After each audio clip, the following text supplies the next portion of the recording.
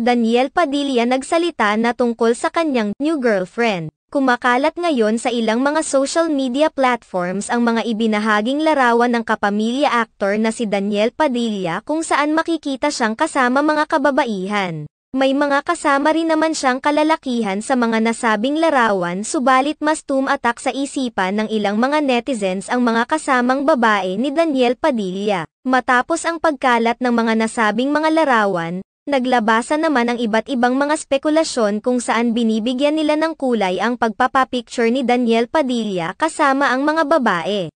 Marami ang naghinala na isa sa mga babaeng kasama ni Daniel Padilla sa mga kumakalat na mga larawan ngayon ay ang panibago niyang girlfriend na ipinalit kay Catherine Bernardo. Subalit kaagad itong pinabulaanan ng aktor kung saan iginiit niyang walang katotohanan ang mga nasabing balita, sa katunayan ang tinuturong babae na girlfriend niya ay karelasyon ng kanyang kaibigan na kasama rin nila sa litrato.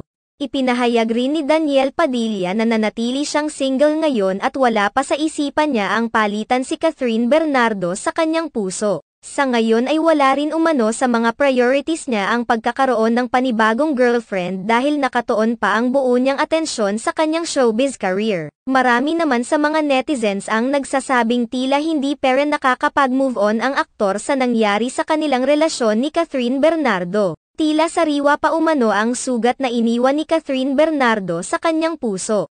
Sa kabilang banda, naniniwala naman ang mga fans ni Daniel Padilla na isa rin sa pumipigil sa aktor na pumasok sa isang relasyon ay ang natanggap nitong pambabatikos mula sa mga fans ni Catherine Bernardo. Alam umano ng aktor na hindi makakabuti sa kanya ang pagkakaroon ng panibagong girlfriend ngayong sirang-sira ang kanyang reputasyon dahil sa hiwalayan nila ni Catherine Bernardo at ang isyu ng kanyang pambababae.